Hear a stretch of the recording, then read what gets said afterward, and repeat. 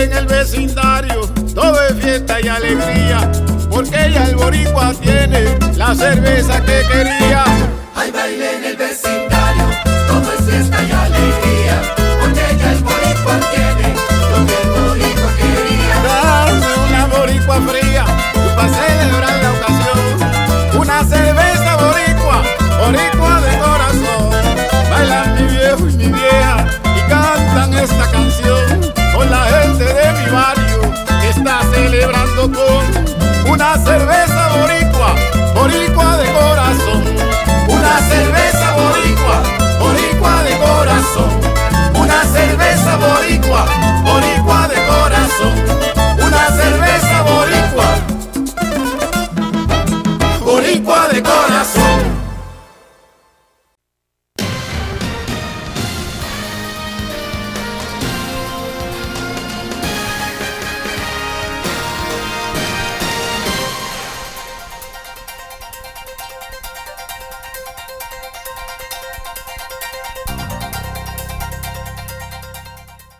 Hi, I'm Danny Ramos, and this is Hispanic SpeakOut TV, brought to you every week on Bright House Cable Networks. Channel 49, you'll see us here battling it out intellectually on all different kinds of subjects. Today we're going to talk about Republicans versus Democrats and where the country is going. Right after this segment, you're going to have two very, very intelligent women talking about the Hispanic caucus and what it does for Floridians. But right now, we're going to start our panel. Bill Garlington. Bill Garlington is a co-host over at Hispanic Speak Out. Lynette Acosta, she's with the Hispanic Caucus. Greg Perkins is the host of EDU TV, and Jose Miranda, host for Hispanic Speak Out. Okay, the battle is on between Trump and Cruz. Lynette, you start off. Who's going to take it? I think it's Cruz. You think Cruz? And Yes. why do you say that? I think Trump is going to self-implode and pave the way People for have been Cruz. saying he's going to be I self-implode know. since the first week he started. They said he was going to self-implode in a month, and he's gone. Right now, he's still at 35%.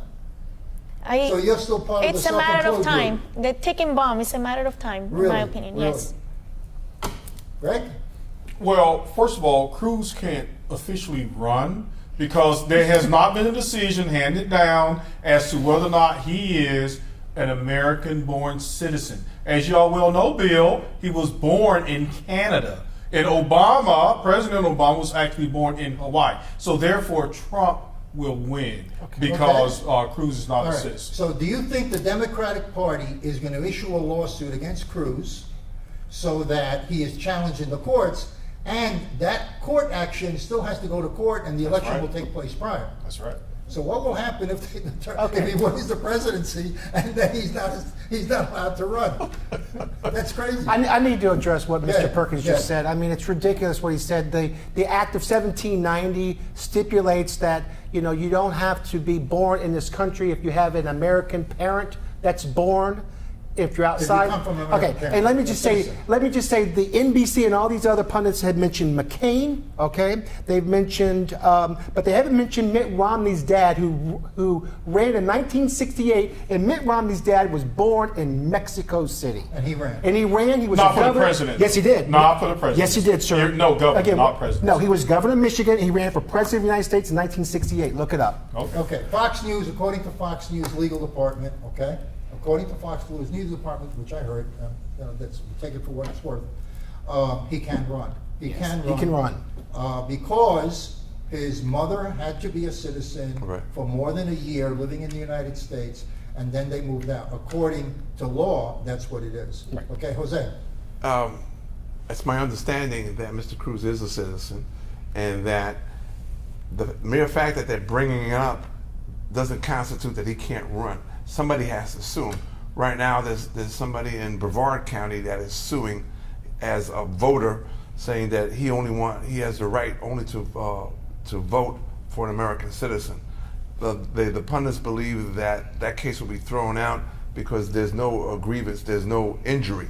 However, would have to be somebody that's running for office that will have to sue because they have a direct injury. It has to be an injury. Okay, that's also incorrect because many of people have written, let me finish. Okay. Many of people have written Mickey Mouse as their president on other. But he's a United States citizen. No, he's Mickey Mouse. Mickey Mouse wasn't invented in Japan. Why do we? It's in Orlando, Florida. He's a citizen. Let me answer your earlier question. Trump versus Cruz. Cruz is going to win because, number one, he's a true conservative. Trump is not a conservative people. No, we're not talking about Trump that. is not a conservative people. Okay. He's a We're not liberal talking about that. progressive. We're talking about his Let's jump- birthright. So you think this whole race right now Right. is between Trump and Cruz? No. What about Bush? What about No. Rubio's outside. Bush Rubio might, is not going to make it. Bush might be Rubio's outside. outside establishment. He could. He could make Absolutely. it. And how do you feel about Rubio in that? I think, He's, how do you feel about it? I think Rubio and Cruz are both wrong for the country, and especially wrong for Latinos. The way they have been the opposite of supportive to the Latino I community got that you think on they're immigration wrong. issues. So it Who's doesn't right matter. for the country? It doesn't matter where Ted Cruz was born. It doesn't matter whether Marco Rubio does well or not on the primary. At the end of the day, they're not right for the country. So. Okay, who is right for the country? He's still working in school. Well, it's not The guy who's right for the country is still in school? It's still in school, right? Okay. There's none. We got nobody. We got nobody. There is I nobody. thought a month ago Greg, that they we got nobody? Hillary. No. You said off camera something very interesting. Yeah, I did. I What did you said in the primary, Lynette, I think I'm going to vote for Bernie Sanders. However, I know Hillary's going to win, so I will still support Hillary. But I do like what Bernie has Are you to say. going to vote for Bernie Sanders? Yes, in the primary. Yeah. In the primary. This is a change. That's a big change for him. Yeah, but I'm still going to support Hillary when she finally takes it, because I don't think Bernie Sanders can win on a national level because of the not communist. What do you call it? Socialist thing. Yeah. Okay. But it's important to have Bernie in the race because it's driving the conversation to where we need it right now, right? There's definitely across both parties a distaste with the establishment in general, right? And in many ways, that's what Hillary has represented, right? And so by Bernie being in the race, it's actually forcing the conversation, and it's forcing Hillary to address some issues that she might otherwise not have addressed. Yeah, so yeah. I think it's actually very good that we're having such a vigorous primary. Well stated. Well, a lot of people don't understand. Maybe you do, but Bernie Sanders is a socialist. He wants to get rid of capitalism, 90 cents on every dollar. he's not saying that. specifically He never said, said Let me finish. He never y'all. said that. No. 90 cents on every dollar he wants to abscond with and give it to the federal government. And there was a question was brought up by Chris Matthews last week to Hillary Clinton on the difference between a Democrat and a socialist, and she couldn't answer it. What does that have to do with She anything? couldn't answer it, or she didn't want to. She had no clue. Because I'm telling you, the Democratic Party are leaning to the socialist model, and the Republicans are leaning to the conservative model. So in 2016, vote socialist or conservative, and there you go. So it's a very interesting time in our country, right? would agree with you totally. We're having some tectonic change going on, right? And a lot of what we're seeing, both parties going far to the left or far to the right, That's right? correct. It's a reaction to what's happening, right? And it's a very important conversation that needs to happen, right? The way wealth is distributed right now, the way corporations are making so much money, but the employees are not seeing the benefits of that, right? It used to be. Let me interrupt you for a second. You have your corporation, Colgate, Palmolive, whatever it is. Okay, they just made a profit of $2 billion. What do you think that they should do with the $2 billion? I'll ask you a direct question. Reinvest it to make the company bigger, or distribute, not make the company bigger, and redistribute the money to the stockholders that invested. It's a three-part question. That invested their money to make the $2 billion, or forget the stockholders, they don't get anything, and give the money to the workers. Or federal government. So I'm going to give you the Ford example, Okay, right? good. Henry Ford, he realized that he was making all these cars and there wasn't a market to buy it. And what did he do? He said, we got to pay our employees more so they can buy our cars, right? And that's exactly what American corporations used to do and used to stand for. It wasn't just about profit for the owners or the stockholders. It was about making society better, right? So you don't object to giving profits to stockholders? I think there needs to be a profit for stockholders, but there also needs to be fair pay to employees, right? And what we're seeing is an erosion of that, an erosion of benefits, right? More and more people are working Wait, on their where is that? contract, part-time work. Corporations are independent mechanisms. They're not subject to supervision by the federal government. The president Well, cannot tell. the government regulates, Okay, right? so then what Corporations. happens when the government overregulates? Yeah, so Oreo cookies, like I told you, is now made in Mexico. Okay? When I go down to buy Oreo cookies, I look and I see, okay, they closed down the plant in the United States. They fired X number of people, just like Colgate fired 30,000 U.S. employees in all the U.S. plants. And Colgate, if you look on the box, you see, made in Mexico. One of two things are happening in my point of view. Besides the fact that hundreds of thousands of American employees who were making more than $15 an hour are now not making anything, so now they want to kick up the minimum wage to compensate for that, or we're annexing Mexico's economy like we did Japan. yeah, Okay? we We're can't. absorbing Mexico. We're letting them into this country to mingle and socialize with the United States, but we're taking over Mexico economically. How do you see it? Let me go that first. We can't stop globalization, right? It's a fact. It's a reality, and it has so much to do with the rest of the world and not just the U.S., right? So what's happening is in the history of this country, we've seen waves, right, of conservatism and liberalism and more regulation and less regulation. And what's happening right now is there has been a lot of deregulation over decades, and now you're seeing a wave of reaction to that, right? Because the rights of employees have been lost, right? Okay, in but you know many what- cases. you know what's happening? So inevitably, right, we're dealing with these external forces, global forces. We're not going to be able to change that.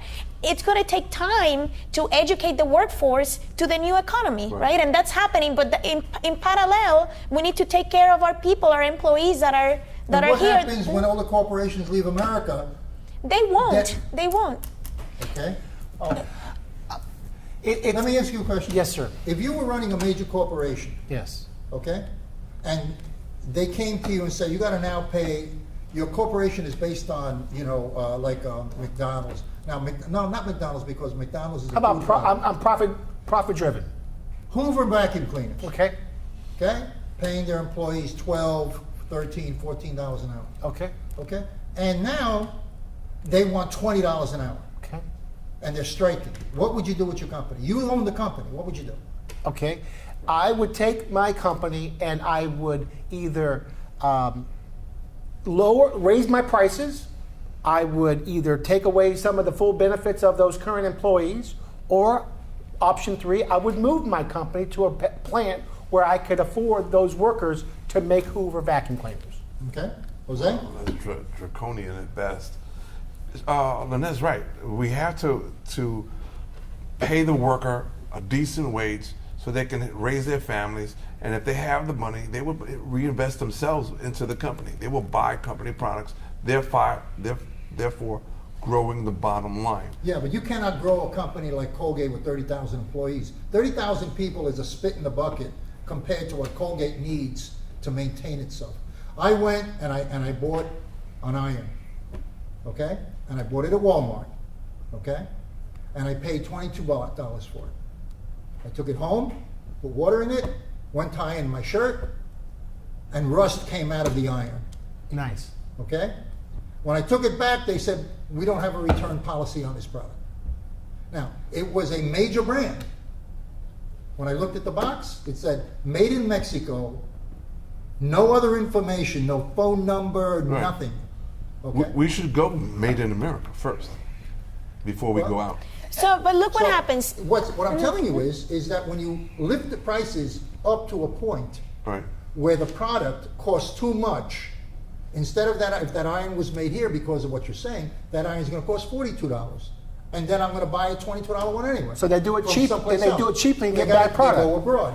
Yeah, American but- companies are going abroad on everything. Yeah, but that brand is suffering. You're not going to buy them again, right? And there will be some adjustment, right? When you're balancing service and quality with cheap, the other side of the story is that all these economies are also growing, right? Labor is becoming more expensive in Mexico, in India, in China. We're in a process of transition, right? But by the time that labor reaches in a parity with the $10 an hour Americans are making, or $12 an hour, it's actually happening very quickly. how much does a Mexican employee make? Can you say that again? How much does a Mexican worker Depends make? on what they do. $1.50? $2 an hour? Well, no, she in a said it depends factory? on what they do. Depends what Well, I'm saying, in a factory, $2, $2.50, Well, $3 what type an of hour? factory? Engineer in the oil factory? Well, unfortunately, engineers don't drive the whole economy. You know what I mean? That's the cream of the crop. Yeah, but Dan, she made a good point. You at least want to pay your employees enough money so they can buy your product. You pay because you want to have a what you can product. afford. No, but here's the deal. If you don't pay enough people enough living wage, what the hell are they going to buy? They can't afford to buy anything. Guess what?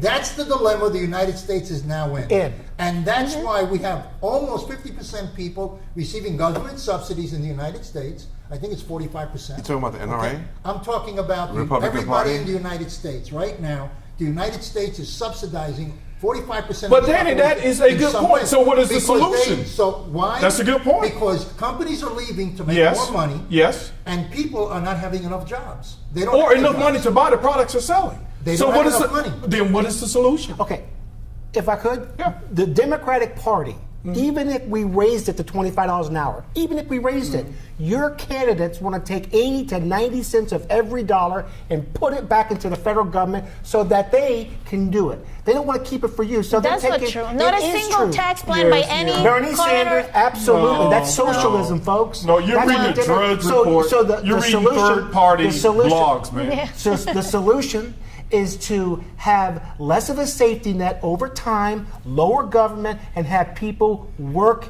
to a. Have people work for peanuts so they can buy your I'm product. going to ask you a question. Go ahead. Real quick, because this is the Did last you know one. you can make more money begging for money Yeah. at the front door of Walmart than being an Yeah. employee? You actually make more money that way. We know. That's a good idea. No, you're right. No, but Yeah, ask him no, the but- How is that okay, right? Ask me. In the No, wealthiest, what I'm saying to wealthiest you is country in the that's my world. point. There are people who don't want to work to climb the ladder. What they're doing is they're looking for immediate gratification, don't want to invest in themselves. What ladder? The rich people pull the ladder up, man. Well, You got to have a rope You're or something sitting there. now. You're gonna ask him a You question. got a nice shirt on. Do you remember the question? You were going to ask him a question. I forgot what the question was. The question is, you got to pay the people enough money to even buy your little silly products. Bill, you're in sales, you know that. I mean, my God, if everybody's poor, you can't buy anything, and then we have a recession. That's where we're going to. We're going to a time in this country where the middle class is thinning out so much. And whose fault is that? I think it's the strategy of the United States in allowing products to become so expensive in the United States that manufacturers and owners go abroad. Listen, no. I think we've allowed profit to Let me ask you centralize something. in a few Let me ask you people, something. right? You It's- own a company. There's too much profit. Quick, last question. You own a company. Someone comes in with the same skills, identical skills, identical everything. One wants $10 an hour and one wants $15 an hour. As the owner of the company, which one will you pick? As the owner of the company, which one will you pick? Would you hire the one that has equal skills and equal everything, that's $10 an hour or $15 an hour? So it depends. You're gonna give me a political answer. No, and I'll tell you Okay. why. I don't own a company, but I'm a consumer, right? And I definitely pay the 15 if it's a local company in my neighborhood that I want to support. I do that regularly. So there are things that matter that are beyond Yes, but you're a dollars and cents, consumer, right? And I'm going to go back to the so- original question. If you owned a company, equal to equal, would you hire a person that is $15 an hour or $10 an hour? So when- if they provide the same service. Whenever morality left corporations, I'm not asking right? you about right? morality. I'm asking because you that about was the whole economy, point of Ford, economics. right? Ford versus Walmart, right? Let's pay. Yes, I'm going to make less money. That's the bottom line. You know, I'm not going to make $5 billion. I might make $4.5. Well, what but that happens other if you half get a into billion, a deficit? that half a billion, I'll pay my employees You want to back. know something? I want you back, all of you guys. This is Danny Ramos on Hispanic Speak Out. Stay tuned. We're going to have a message from the Democratic Hispanic Caucus. We'll be right back. I am for the child who's had 7 addresses in a single year because she's in foster care, because her father abused her, and her mother couldn't believe her. She is the child I am for. I am a volunteer child advocate. I am you. Florida residents call toll-free 341-1425. Good evening. Welcome back. I'm Jose Miranda. This is Hispanic Speak Out, of course, brought to you each week on Bright House Channel 49, starting at 9 p.m. And of course, you know we have 3 programs: an education piece, and we have Latino role models, which follow us. And you should be watching both shows because you will learn something. We talk politics, we talk education, and we talk about the culture. I'm delighted that I'm being joined by Vivian Rodriguez, who's the director of the Hispanic Caucus, and her associate, Lynette Augusta, who is the media director. If you don't know it, Democrats are very much Latinos, and it's a big voice. And I've been involved with you guys for a little bit, and I've seen some tremendous emotions, and a lot of people showing up. So briefly, tell me, what's the Democratic Caucus? Well, first I want to thank you for inviting us here because you have an excellent medium to reach out to our community because a lot has to do with our community, and we need leaders like yourself to get the message across. So the Democratic Hispanic Caucus is here to empower the Latino community. We want to make sure that we can engage Latinos throughout the state of Florida because we have a large representation of Latinos in the state of Florida. Right now, the numbers if you look at the numbers, we have approximately 4.5 million Latinos living in the state of Florida. Can you imagine if we were able to register all these Latinos and just go and knock in their homes and just have discussions with them on the importance of voting and what political party they should be part of, depending on what their livelihood is, what is their living standards, what careers do they have. So according to how you are living in the state of Florida, you would want to educate yourself on what are your political beliefs. Okay. And the Democratic Party is here to recruit and just, bring awareness to our community. Well, let me ask you real quick. The Democratic Party seems to be changing. I mean, fluctuating like a flag in the wind, okay? Mm-hmm. And one of my main beefs with the Democrats as a whole is that they don't appear to have the same gumption as another party, for example. How do we change that conception going forward? I think that the Democratic Party, you have a recent tremendous amount of Latinos that are migrating here to the state of Florida. And I think that there's an explosion that's happening in Florida that a lot of people did not really anticipate. Okay. And I think that now is the time that Latinos are going to be heard. And as you can see, that political parties right now are trying to attract Latinos to get politically engaged. And as I represent the Democratic Party, and also Lynette Acosta, who is the media director for communications in the Hispanic Caucus, her purpose is here to reach out to the Latino community and explain why we're here. Right. And but also part of the work that we're doing as the caucus is to work within the party to make sure that Latinos have a seat at the table, right? So yeah, there's definitely work that needs to happen because the migration is happening so quickly that the rest of the population needs to adapt to what's happening, and there's work that needs to be done even within the party, right? And that's part of what our job is to make sure that we have a seat at the table at the state and within the party as well. Well, let me ask you a question.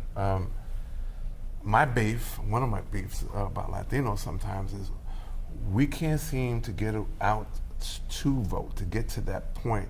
We're more concerned about other artificial things, like novelas and things like that. How do we get them from the living room, from the dance floors, to the voting booths and getting involved? Education is key because the political process here is very different than in Latin America or Puerto Rico, right? And when you come here, you don't just have one election. You have multiple elections, right? The entire system works differently. The parties are different. So there's a huge component of education that needs to happen, and that really only happens by knocking on doors, talking to people one-on-one, and that's a huge part of the effort that we've been involved with and will continue to. It's educating the community to understand how the system works here and why their vote is so important. And to add what Lynette is saying is that you have to understand Hispanic cultures. Throughout the whole state of Florida, depending on what region you come from, there's going to be pockets of a majority of Latinos. So for example, if you look at Central Florida, a good majority of Latinos in Orange and Osceola are Puerto Ricanos. Right.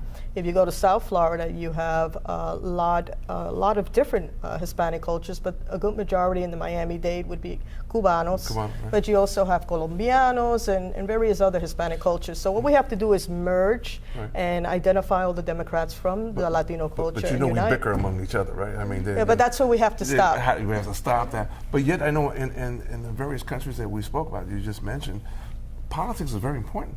It's It like the is. heart and soul. You sit around a coffee table with a craft of coffee, drinking, and arguing politics. So what happens when you come to the United States, the mainland? I'm glad you asked that because the difference is, if you look, let's say, for example, the island of Puerto Rico, the politics are different because they're looking at basically the status of the island. When you come to the mainland, we have the Republican Party, Democratic Party, and then you have your independents. So I think it's just bringing awareness of how to assimilate into American politics. Okay. So that's what we're here for. And we hope to just meet the people, greet the people, do a lot of get out the votes. We're also doing caravanas. We're trying to bring the Hispanic culture and the way that they do get out the vote, campaigning, in the island of Puerto Rico. We're bringing it here. We're adding salsa. And this way people can identify, with the Democratic Party and see the Hispanic caucus out there. That's cool. Going forward, you two Latinas running something that is kind of unheard of in a man's world, okay, especially here in the state of Florida, right? So what obstacles are you undertaking or trying to go over?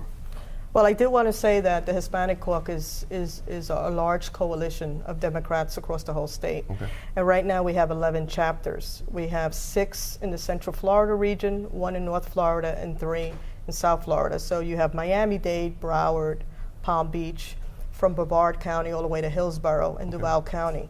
So we have men and women who are dedicated to empowering the Latino community. I believe that with this coalition of leaders, we will accomplish a lot of goals. And what we want to do is also bring out the Hispanic culture and the pride. So when I became president back in August of 2013, there was a couple of programs that we instituted to make sure that we would go out there and be proactive with our community. One of them was the Hispanic Caucus Gala during Hispanic Heritage Month, because we wanted to show all Democrats what it is to be a Latino. Because every Latino, even though we have similarities, there's different cultures. We also have lobby days, which is in our mission statement, to go out there and have a voice, especially in the state of Florida, because you know that you have to go to Tallahassee and you have to start lobbying your state legislators for bills that are going to benefit the Hispanic community, improve the quality of life. And that's where Lynette comes in, because she's doing a lot of the media, and she's going to be handling the media for the lobby days. Yeah, so on January 25th, we have a group of Hispanics that are going up to Tallahassee, and we're going to be lobbying for or against bills related to issues that affect Latinos in the state. So there's everything from immigration, Spanish education, economic recovery for Puerto Rico, minimum wage, equal pay for women. All of these are bills that are out there. Yeah, and so we invite any Latino that's interested in joining us for that. Where do you want to show up to? Yes, we have a website. It's www.hispaniccaucus.com, and in there we have information about lobby days and what we're doing and when and how to get in touch with us. Great. Just for the date is Monday, January 25th. And at 8 o'clock, at 8 o'clock in the morning, we'll be at the Senate side of Tallahassee. And if you want more information, you can definitely visit us at our website. And we also have Twitter and Facebook. So on that website, you can get all information to contact us, become a member. It only takes $20. You download the application from the website, you apply, and $20, and you're a member of the Hispanic Caucus. Outstanding. On that note, we have to call it an end for this segment. We invite you back, okay, to share what's going on at the Tallahassee and what things are coming up. Okay, so thank you very much. On behalf of the station, thank you so much for joining us. Okay, I'm Jose Miranda. This has been Hispanic Speak Out TV. Join us again next week, same time, same station.